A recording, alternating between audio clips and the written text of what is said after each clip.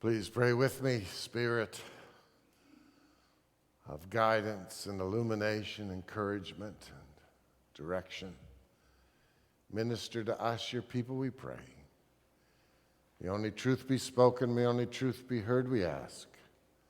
Amen. So this is the time of year when kids are graduating, and someone sent us pictures of their daughter all dressed up for the prom, and exciting time, and it's so great that the kids can actually do it now again. One of our son's girlfriends graduated, and she'd been on student council at King's University and planned all the festivities and the programs, and they were all canceled, right?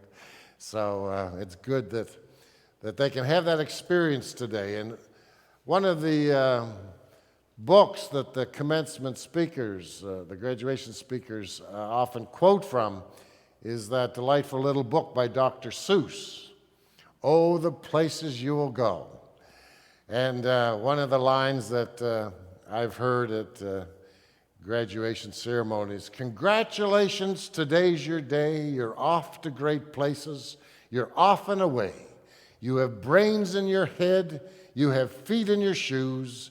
You can steer yourself any direction you choose." Some good rhythmic words of advice. "You're on your own," he continues, "and you know what you know, and you are the one who'll decide where you go. It's up to us," says Dr. Seaus. "The world is ours, and we are free to choose the kind of life we will live." He even provides a warning. "You'll look up and down streets. Look them over with care. About some you will say, 'I don't choose to go there.' With your head full of brains and your shoes full of feet, you're too smart to go down a not so good street." Well, on this Father's Day, I celebrate the power we have to make choices, the power we have to choose how we will influence the people around us. It's our great divine power, one of the ways that we're created in the image of God. And choices give us this power to create and to destroy. There's a great Old Testament text where Joshua says to the people, "I give you today this choice to choose life or death." And so choices give us this power. We can devastate someone's day, like the woman in the coffee shop, or we can redeem the situation, as the gentleman did in the coffee shop, even allowing the woman who was probably having a bad day and upset about something to change her pattern back to her best self and apologize. It's incredible. I don't think any of us, and myself included, realize the depth and breadth of our capacity to influence. Choices determine the quality of our lives and the impact of our lives on others. How people will feel about us when they're planning our funerals will be determined by the choices we make. Not that making choices is always clear-cut or easy or as simple as Dr. Seaus suggests. We don't always make healthy choices, and sometimes we're called to make choices that are unpopular, that some might even say are irrational. I love our reading today. I mean, it's almost like a movie. You can just see it. The Babylonian Empire comes down and takes over all the Jewish lands, and it's the first destruction of the temple, takes all their jewels and gold and holy relics back to Babylon, and takes the finest of their young men and women and takes them back as slaves and puts them on the Babylonian diet. And David is faced with a choice. Now, some would say it was more rational for David to eat the food his captors gave him than to risk his life trying to maintain a kosher diet, to risk being put in prison or killed. It's often easier to go along with our family or an organization that we're a part of that's not doing the right thing. It's easier to go along and not say anything. It's easier not to raise questions when something's happening that's popular but isn't right. And sometimes it's just hard to know what the right thing is to do. A minister asked a person in counseling once, "Do you have any trouble making decisions?" The man answered, "Well, yes and no." but sometimes it's hard. I find it interesting that the word intelligence comes from two words, inter, meaning between, and legere, meaning to choose. So making those choices in the in-between moments of our life.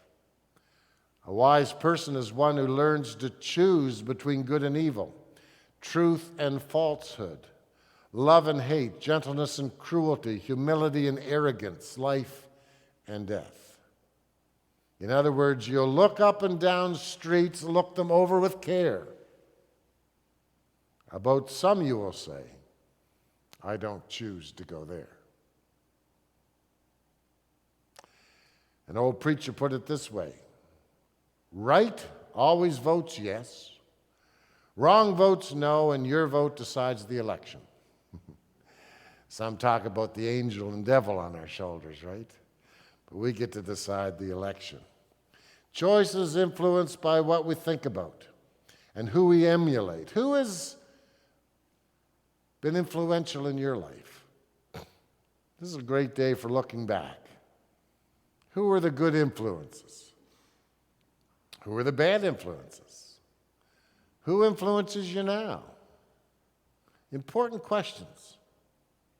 Because it's hard to change patterns established since childhood. A lot of children, for a lot of different reasons, get the message that there's something wrong with them. They're not quite right. They're not normal.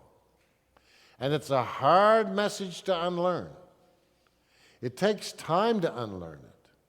It takes intentionally hanging around people who don't feel that way, who celebrate us as equal and loved by God. It takes getting help, sometimes in therapy, to become self-aware and self-confident and to override those messages inculcated in us as children. You're not quite good enough. It's hard changing patterns over centuries. Historically, and still to some extent today, men are often trained to feel their pain as anger. Not to feel, not to listen to the softer emotions of empathy and compassion. I remember as a child, whenever I'd start to cry, my mother would say, "Paul, stop crying, be a man," right? That was very much the image of what a man was. We don't cry, we don't feel. But we're allowed to be angry because anger short circuits pain. Anger is a secondary emotion. Anger always comes from pain. But men are given permission to be angry because the rulers need us to be able to kill for them, but not so much able to own our pain. That's why the top 10%, the rulers historically sent their boys away to school, to get them away from their mothers and sisters, to teach them they were superior to others and they'd have to rule and kill and control the ones for king and country. They were beaten and toughened up so that they could do what they were told to do with no conscience. So they could order men into battle, drag slaves away from their communities, separate families, drag children away from their families for residential brainwashing, and not care if they died so they could gas millions of Jews and queer people and bomb civilians like Russia's doing now. When you're that tough and unempathetic, it's not hard to hurt and beat those who are close to you as well. Toxic masculinity. And the payoff for toxic masculinity has always been the same in every century and is the same today. The payoff to be toxic is that if we're obedient and compliant to the people who write our paychecks, then we can feel superior to others, superior to women, superior to other races, superior to those men who don't measure up as we do. And as long as we obey our masters and use force the way we're told to use it, the system gives us many choices, money, gives us all kinds of wonderful accolades. Daniel's fellow conscripts figured that their best move was just to say, if you can't beat them, join them. That's always the difficult choice. You can't defeat a world empire. The Persians just annihilated their whole country and took all their goods back. So they may as well make the best of it and get along and get the rewards of empire, the rewards of wealth and women and friends in high places and success. But like Jesus 800 years later, Daniel found a third way. He wasn't going to fight the Babylonians. He'd lose and everybody around him would suffer. That's why Jesus refused to take up arms. But like Jesus, Daniel wasn't about to lose his values. And he found this third creative way to say to his teacher, look, just let me have my own diet and give me a few days, and then if I don't measure up, then I'll do what the king wants. But as long as I'm doing good or better, we'll keep it a secret. But you'll actually get it, you'll be fine because the king will like how I perform. A great example of finding the third way. And we see more and more men rejecting the rule of empire. We've seen a wonderful shift in generations. Men choosing to be strong and gentle warriors. Warriors for kindness, respect, and fairness, like we saw in our opening video. Men are learning to be vulnerable. Learning that what we were taught was weakness, feeling, is our greatest strength. That to be honest and acknowledge and feeling our pain without short-circuiting, that's what takes a real man. And I just love how a lot of men who weren't able to be there for their kids, often because they work such long hours to provide for their families or travel all the time, I just love seeing them light up at being grandparents. And to be honest, I think we all mellow as we get older. I'm probably going to be better with my grandkids than I was with my kids, although I did pretty good with them. But it's just wonderful. I hear this grandparent thing is just the best game in town. And I'm really looking forward to it. So I've just appreciated ministering to men who are good men. And in Tupperville, I love the farmers. Most of the farmers had cared for livestock. And, they were a man's man. They were tough in the way they needed to be tough, working all hours when they needed to be. They could be as stubborn as the next person, but they had a gentleness about them. I found that farmers who've raised livestock or horses, they have a gentle, wonderful way about them. I was talking to a buddy. His dad is the most famous horse racer in Canada. And he grew up horse racing till he had an accident where he almost died. But he says, my dad was so good with the horses, and he treated us the same way. I could see he was treating us like he treated the horses. Really cool. And working in the United Church has been healing and instructive for me because the United Church is filled with good men, who've been good fathers. And they're not perfect, but they're caring. And they're able to acknowledge a mistake, and they're true to their word.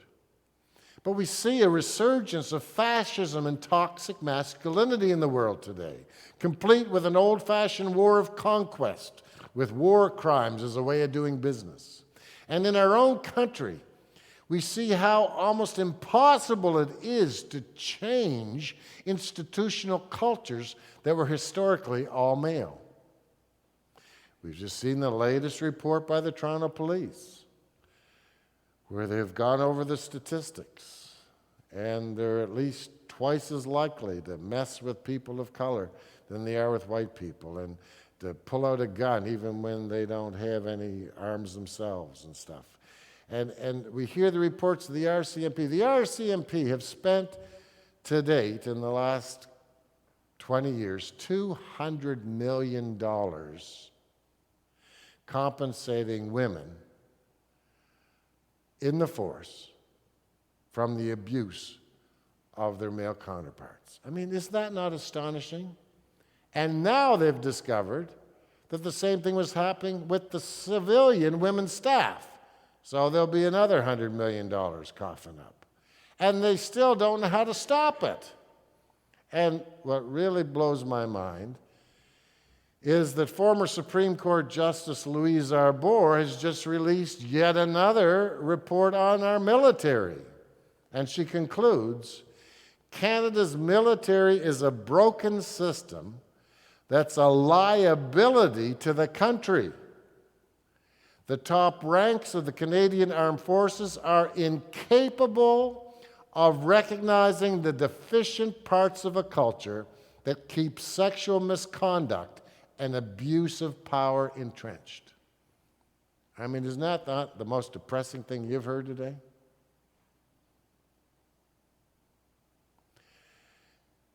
Toxic masculinity. That toxic influence from the top of the ranks in these organizations. But friends, we believe in change because God's in the business of change. And we are too.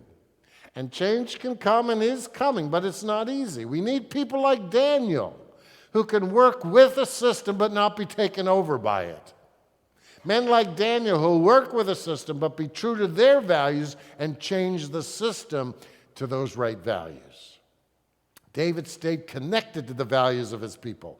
Love the one God. Love your neighbor as you love yourself, the Shema. Like all other reports of the police and the military, Justice Arbour recommended that the military system has to open up and be accountable to the values of society by having complaints dealt with by civilian agencies. The same with the police, the regulations of the Police Act, the power of the police unions, the fact that the reviewing agencies of the police hire ex-cops show how isolated they all are.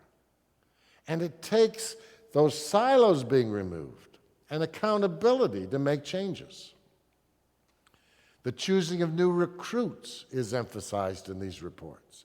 What kind of people are we hiring? What kind of masculinity do they have? Or is it just about physical strength and endurance?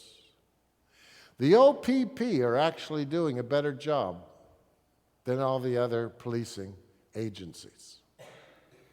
And it's not that they're perfect, but they've made some major changes. For one thing, they will not hire people who are graduates of policing programs. Isn't that interesting? The OPP look for people who've worked in a job or a career for at least 5 years, who are volunteers in the community. If they go to church, all the better. Those are expressly what the recruiters are told to look for when hiring someone from the OPP. They want someone who already has the right values, who is community-minded and integrated. They also, when answering any calls of domestic violence or mental health issues, it's one policeman and one mental health professional in the car. They are now integrating their response with civilian mental health professionals. And what do they drill into their recruits? What do they say in their training is the most powerful weapon that you as a police officer have? Empathy. Your ability to listen to the person and allow that person to know that you hear them and that you have some empathy for them will do more to de-escalate a situation than any other tool that you might be wearing. Dr. Seaus is right. It comes down to choices we make. There's no greater proof of our divinity than that. We get to make choices. And when we can't make choices, when we lose our agency through brainwashing or coercion or mental illness, then we're lost. Every good choice makes the next one a little easier.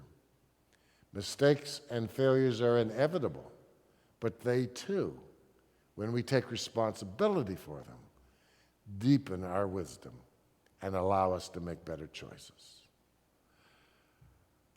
Dr. Seaus says you'll look up and down streets, look them over with care, and some you'll say, I don't choose to go there. I was talking to a man this week whose father was cold and angry and incapable of saying anything that wasn't negative or a challenge. When he was a little kid, 6, 7, 8, he dreamed of being a father one day. It's interesting how some people respond to difficult situations. And as he got older, he got married and he messed up and his wife left him, and he realized that he'd kind of become like his dad, out of touch with his feelings, a lot of anger. And so he started to work on that, and he got help because he was determined to be a good father and a good man, and is starting to pay attention to other good men and hanging around with them and being involved in service clubs with them, and changing who he hung around with. He even changed his church, and he went to a therapist.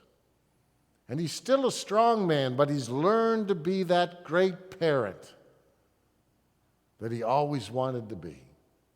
He's learned to be vulnerable.